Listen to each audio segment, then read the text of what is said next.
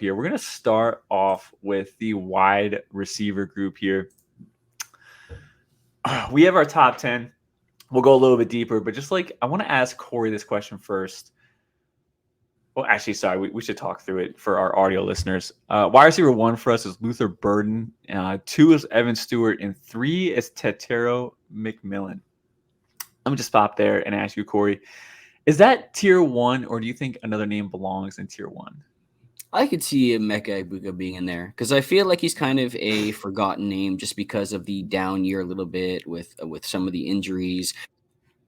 And again, I don't think Kyle McCoy definitely supplied this offense with what we figured he was going to. He kind of like, it was Marvin Harrison and then just everybody else was kind of an afterthought in this offense. And I feel like he could be somebody who bounces back this year as, potentially the number 1 of this offense this year.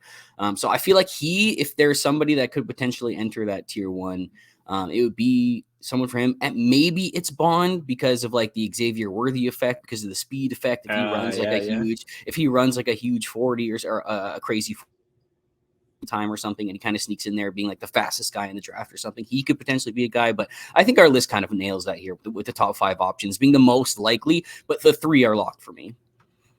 I think for me, it's top 4 is tier 1. I think for the Devy guy, I made Emeka tier 2, but just for 2025 class alone, I think I could see Emeka as a top 20 pick.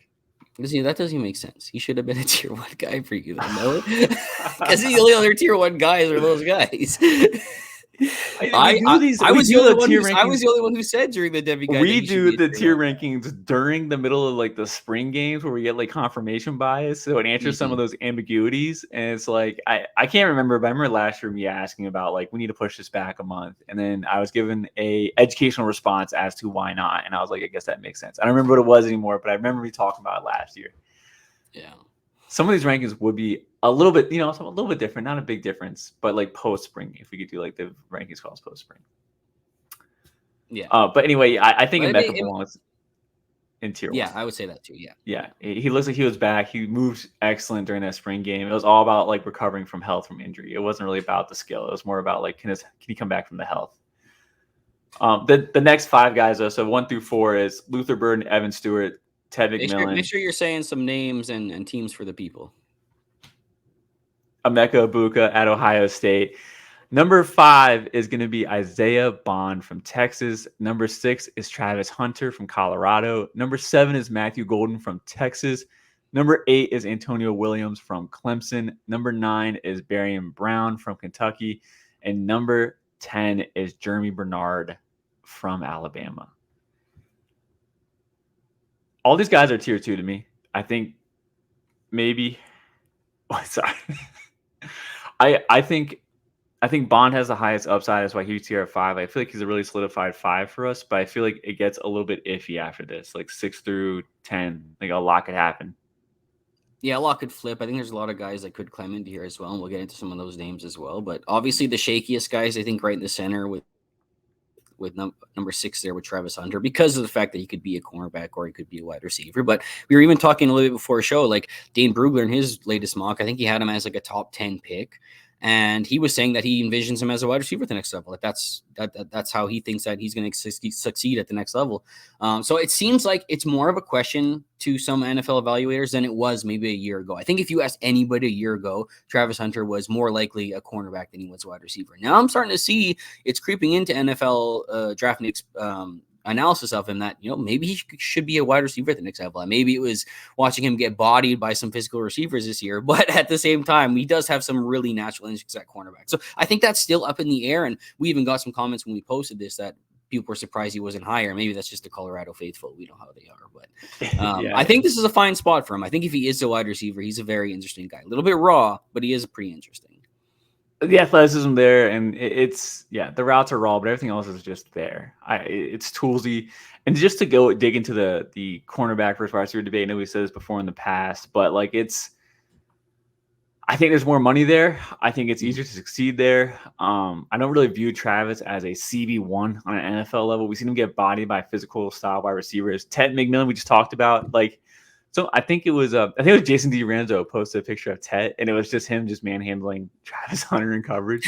Yeah. Like, every single time there's a physical style wide receiver that goes against Travis Hunter, he never wins. He just can't do it, and he's still like the ball skills are there, the like reads are always correct. He just can't win that physical game, and that's why I don't think he's like a wide receiver a corner, a CB1 for an NFL team. And I don't want to be a nickel corner like those guys get. Those guys are. The second contract for those guys are kind of rare. But yeah, I think Travis Hunter's gonna go the wide receiver route, more money there, sell more jerseys. More people want to buy like the wide receiver jerseys. I think that's kind of like a motivation for those type of guys in Colorado. But yeah, that's where I'm at with him.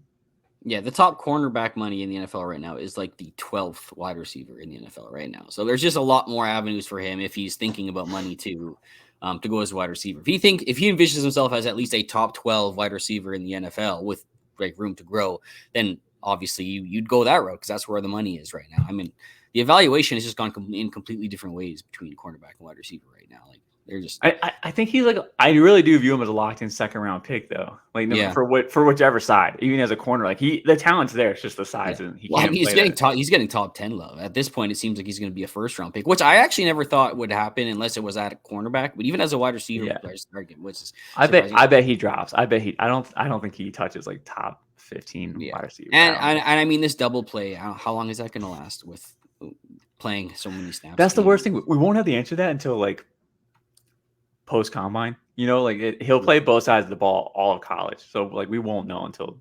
I'm still interested to see it though. Like I want to see him, stay relatively healthy and be effective on both sides of the ball and see if that can really happen for him. But let me ask you this: looking at this list, who do you think is our boldest ranking in our top 10 that maybe like other people wouldn't have there? Is it at 10 with Jeremy Bernard? I know. I would have thought it was Travis Hunter. I feel like this is really chalk. Maybe it's Matthew Golden. I think Matthew Golden has a pretty big hate club. Yeah, I think that's true. He's he's entering like polarizing territory because of like what happened last year. And I think there's a lot of people who are still believing off of like the prospect profile in that first year. And it's kind of like in a battle right now. Are you holding on or are you dropping because of what happened last year?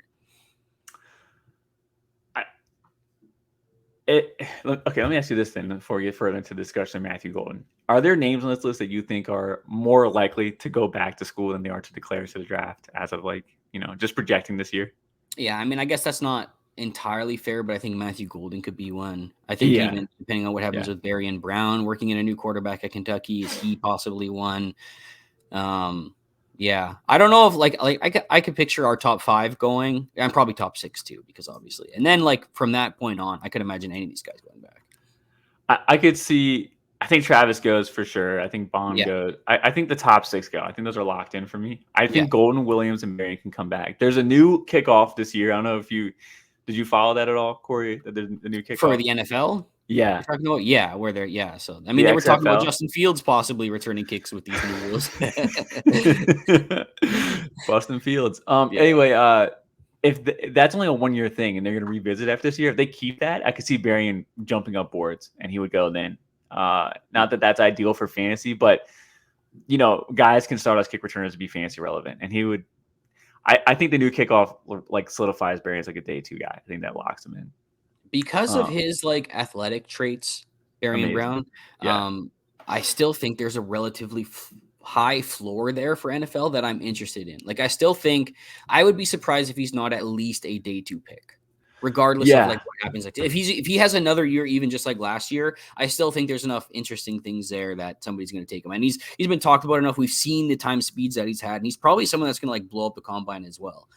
So I'm just worried about the development though, because I don't think Kentucky's doing it for him. They try to use him differently this year, so like we'll see how this year goes. But is that him or was that Kentucky? That's the thing. It's like I think that's Kentucky, but I don't usually believe in guys figuring out the next level. I feel like the last 5 years, the last guy to figure it out is Nico Collins. Like, I don't know how many developmental types actually figured it out at like the one thing I'll say is with his new role last year, where they tried to use him a little bit more down the field and intermediate. It's like there was some troubling hands that popped up. He wasn't as good at like tracking and catching the ball down the field as I was hoping, and even on like lateral routes, like anticipatory routes, like catching the ball in front of him. Sometimes that seemed to to bug him sometimes. So a guy we were talking about pre-show, Jason DiRienzo, a Devy analyst in the space, he was posting some clips as well. Barry Brown suffering some of these drops as well. But again, you can see the athleticism that comes from him as well. Like just the way he was beating guys deep, and even on targets where he wasn't receiving, he was beating guys. But I still think there's a lot of work there for him. I think this could be a big year for him, but I also think that's why we could possibly be looking at 2 years for him.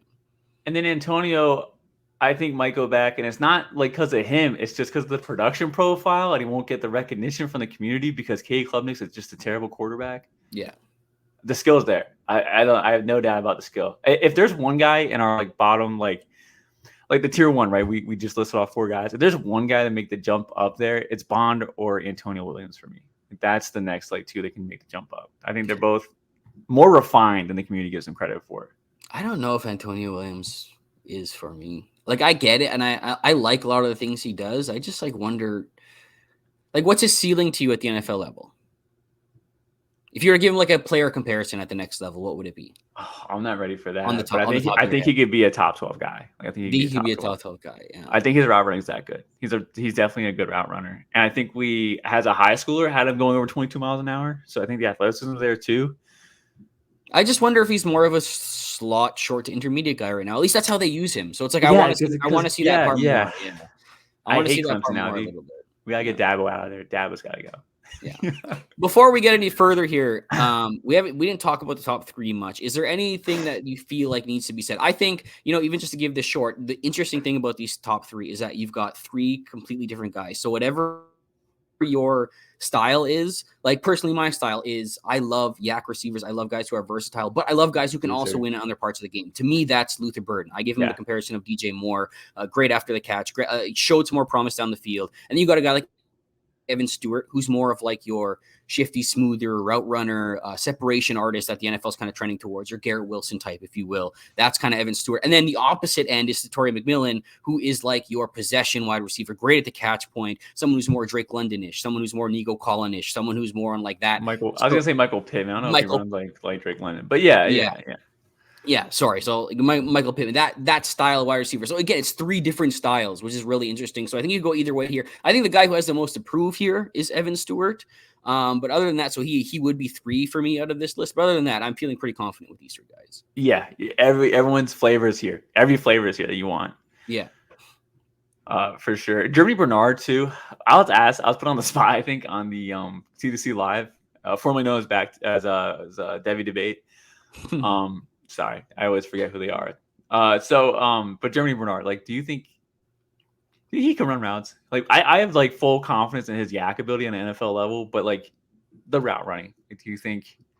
That's going to be the most interesting thing, is because we just haven't seen it. And I'll fully admit he wasn't a guy I studied as a prospect, so it's not like I have like a back knowledge of like what his tape looked like in high school to like reaffirm some route running concerns or something. But he was mostly used kind of in a manufactured touch role at Washington, and then Michigan State he was barely used.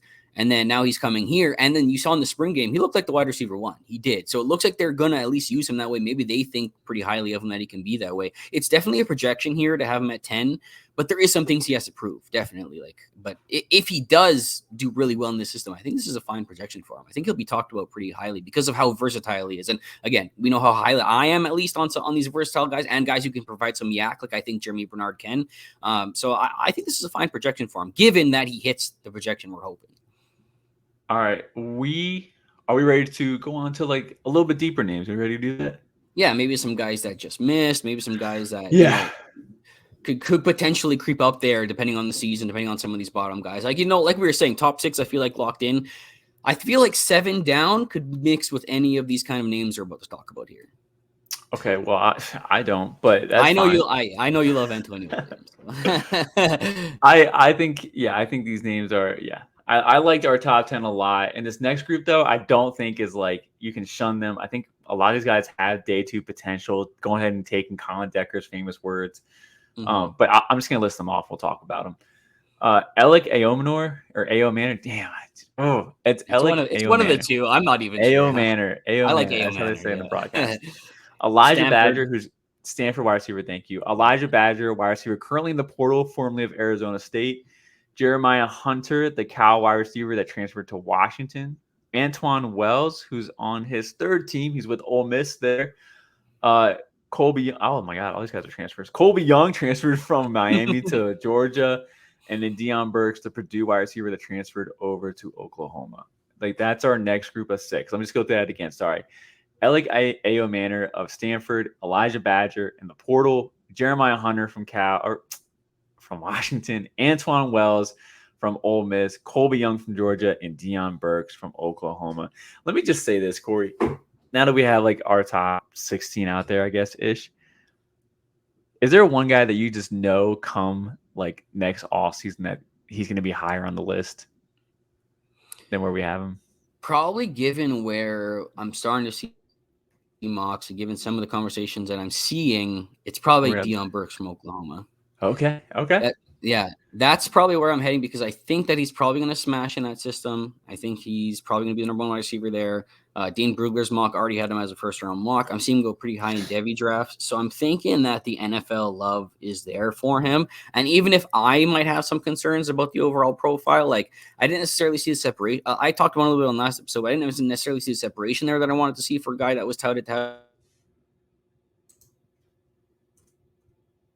a guy that tracked the ball really well, mostly out of the slot. So, I mean, there might be some outside concerns there that I kind of want to see as well. But,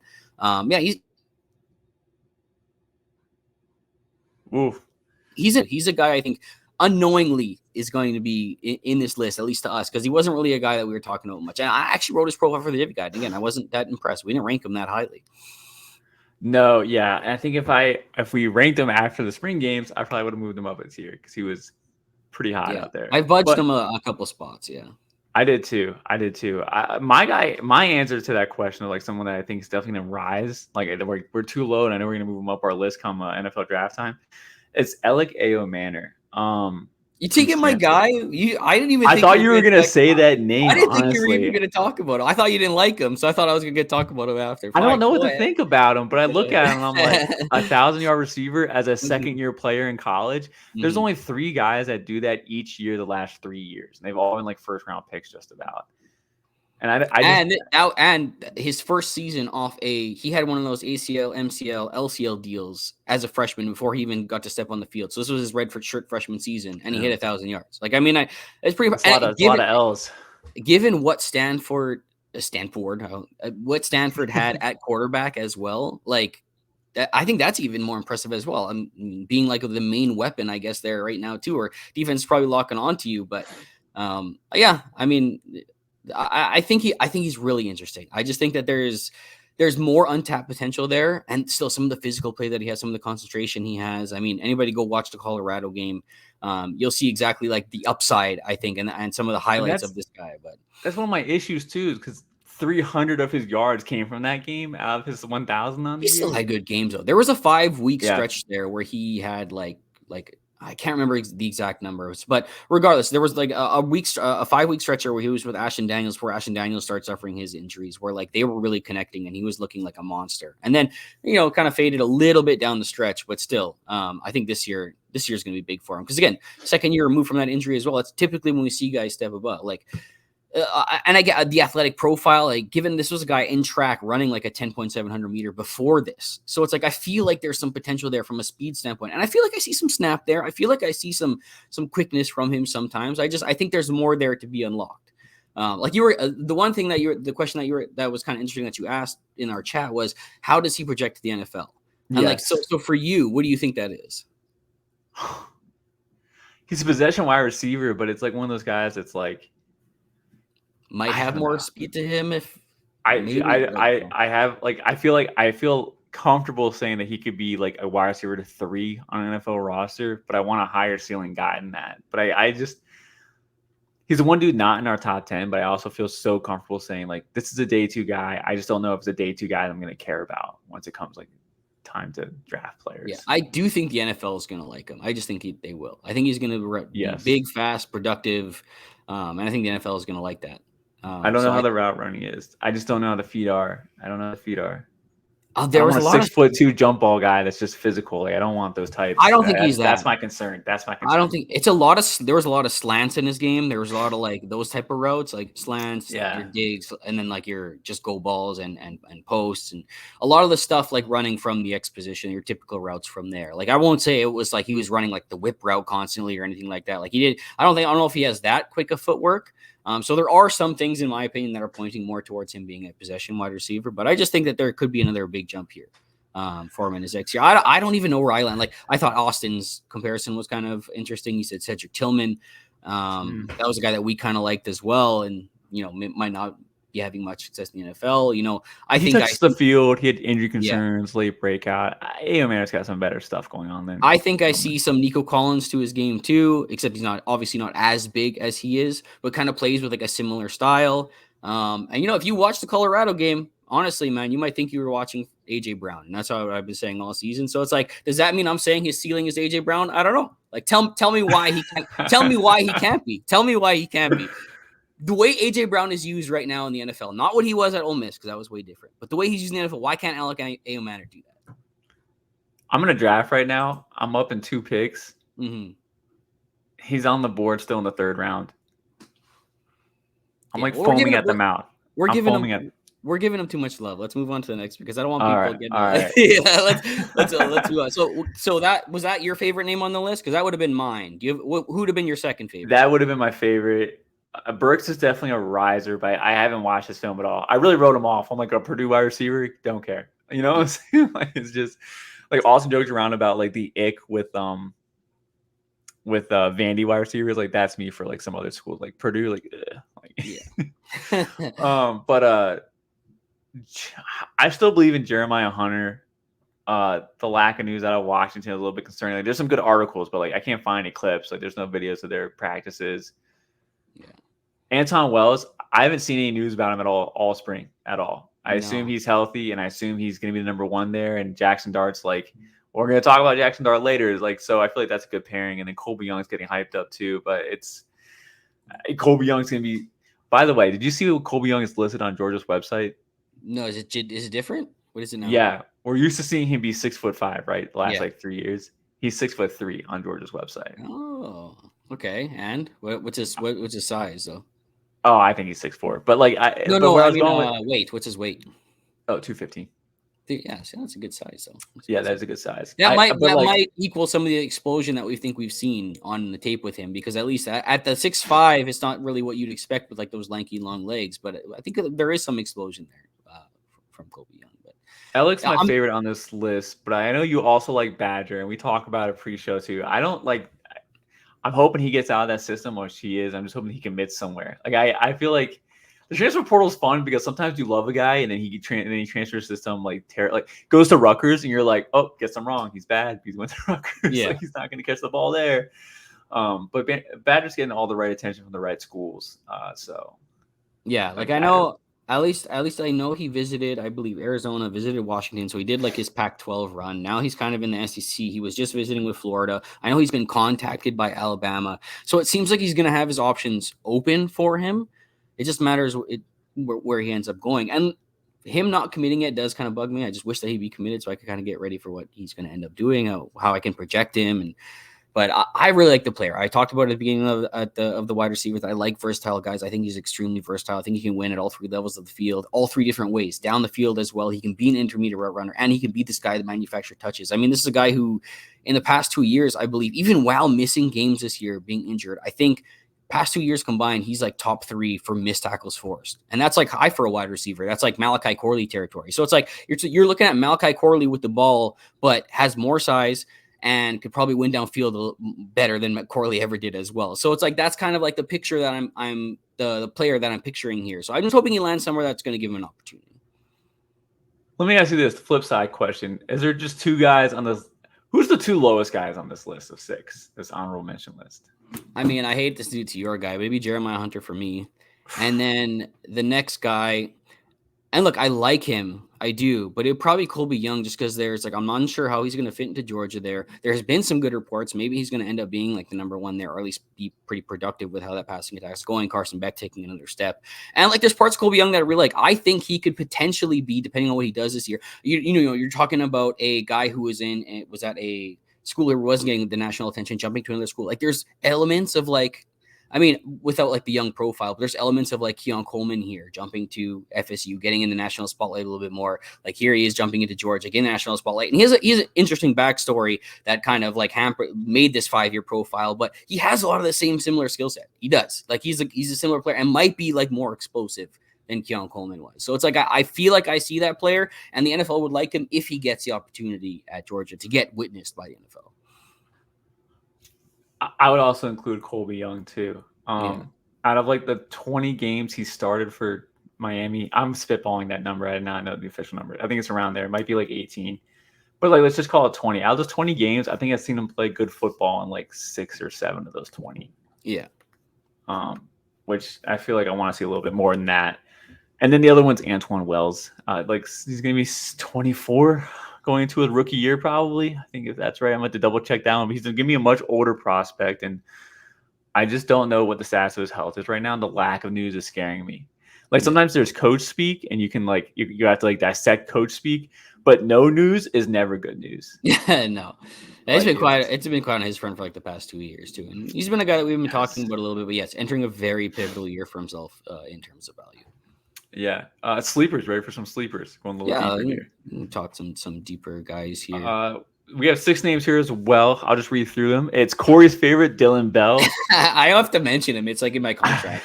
I like it too, though. I do like it. Someone's got to catch balls at Georgia, and Carson Beck's going to light it up this year. Ricky White from UNLV. I like that. I like that one. Yeah, I like that. Tez Johnson from Oregon. I put him in there so Austin wouldn't message us in Slack. No one cares, Austin. Daniel Jackson. Shout out to also Colin Decker. Colin, you can message me in the Slack. We care about your opinion, Colin Decker. Daniel Jackson from Minnesota. Xavier Restrepo from Miami, and Malik Benson from Florida State, the post-hype sleeper. Yeah, those are actually good ones. That's a good list. I like it. Yeah, it's a good list of potential. Who's currently hurt, but he's definitely the only guy of talent on FSU. We'll see if they can do anything with that. Restrepo, I think Restrepo's really safe bet for production, like super safe bet for production. It's just like are the traits there? Like I don't think athleticism. He's a thick, girthy, gritty slot. Like he'll make a team. I think he'll have a chance to earn the wide receiver 3 role for a team. I don't know if he'll ever be more than that, but like I think he could be like an NFL slot, and just might be like not for fantasy. It wouldn't be for fantasy. You know, it wouldn't be the NFL is moving away from this type of player, and I wouldn't say he's to this level, but there's like some shades of like his play style being Anquan Boldenish, where he's like a very physical, like thick slot type of guy. So it's like that's kind of like the player that I would imagine he could be at the next level. But it seems like the NFL is moving away from like those type of players. Daniel Jackson from Minnesota was almost 1,000-yard receiver with Cory's guy Athan Kaliakmanis over there, which like is really amazing. Yeah, I had to get you on that, which is really amazing to do with that type of level of quarterback play, like almost 1,000-yard receiver. He really capped off. You look at like his final 8 games were super impressive, and I started watching his tape, and I was like, dude, there might be something here. Tez Johnson's going to his 6th year. He's like 5'10", 160, soaking wet. Only knows how to run cross. I'm just so unimpressed with his actual route running. There's such a disconnect there between like some people and us. Like maybe we should talk about him a little bit more. Like I agree with you that when I watched Tez Johnson's tape, and yes, this was a guy who like led the Power 5 in yards after the catch. He was like, bubble screen Bo. This was the guy who was behind a lot of it, taking those while Troy Franklin was winning deep a lot of the time. But Tez Johnson, it is a lot of like getting the ball in his hands and watching him work. And it's a lot of like short to intermediate stuff. I think that's the part of the game that I want to see more from him. And he's a little bit of a smaller, thinner guy. So like we want to see a little bit more from him being able to be a 3-level threat. Or is he just going to be regulated to the slot at the next level in a short intermediate role? Because that's going to affect his fantasy ceiling. So I think like those are the kind of things that we want to see this year. But if he can be that type of player, and the NFL has shown, with guys like Tank Dell, with guys like Xavier Worthy, with guys like Jordan Addison, Josh Downs, that they're caring less about size and frame if you can play. So Tez Johnson, I think, has got to show a little bit more of that. But would it be surprising to you if Tez Johnson led this team over Evan Stewart? It has to be because of health concerns from Evan Stewart. So I want to say no. Mm-hmm. But if we're assuming health is not an issue for Evan Stewart, yes, I would be surprised. Yeah. I don't know. Um, College is weird sometimes, and like Evan Evan Stewart Stewart comes. just Evan coming Stewart in. comes back if he doesn't lead this team in receiving because That might be a good point too. Yeah. he wouldn't be ready then. Like, he wouldn't be ready. Yeah, he should lead this team in receiving with the way we project it. Right. The talent gap is just too big. Anyway, Ricky White, speedster, went to Michigan State, kind of took a year off football, came back, made a resurgence at UNLV. We'll never know what happened for that year. I think there's some personal reasons there. I didn't dig into it. It could have been like a health thing, like mental health thing. I don't know. I don't want to speculate either. And the NFL teams will get all those answers in their interviews and stuff like that. But he lit the world on fire on the G5. He actually was my highest rated G5 receiver last year. And I was shocked and dismayed when Luke McCaffrey got drafted in the 3rd round. I just cannot believe that. So for Ricky White, does it, and with the way the portal is nowadays, does it bother you at all that he didn't seem to try to even bump up at all? No, you just don't care. I see. Nah, it's okay. He's set up there. Like he's going to be productive. Like maybe he just didn't. Like I don't know. I think the hit rates for these G5 guys are going down because of NIL. Like they're getting money, and then they're not getting used the way they like. So maybe I want to sit there and be like, maybe he's just really smart and just 200 IQing this thing and just keeping the production. Like he'll be like, I'll just stay here, keep the same production profile, and then we'll get all of our answers to the Senior Bowl, see how good he actually really is against better competition. Anyway, and then our last guy is Dylan Bell, who I think is just a Swiss Army knife for Georgia, who's getting now starter buzz and like good things are happening over there. He could be the new Brock Bowers, man. He could be the new. He could do everything Brock Bowers did, man. It'd be super interesting. But I mean, I've gone over my love for Dylan Bell a bunch of times, but. You guys want to get a look at him? Look up Dylan Bell at ff_guitars, and you'll see some nice clips from him. I posted. I gotta tell you, dude, I misspelled guitar so many times looking up your name. I didn't play instruments growing up. It's not hard. Come on. I mess it up on air right now. If you force me to, I really would. I'm not gonna do it, but I messed it up. Anyway, Google search guitar all the time for me. Just get the spelling. Let us know who we forgot to talk about. Let us know who you guys think should be included. Maybe we'll take a deeper look at them and see if they can be included. But for now, I think this is a pretty good list for us.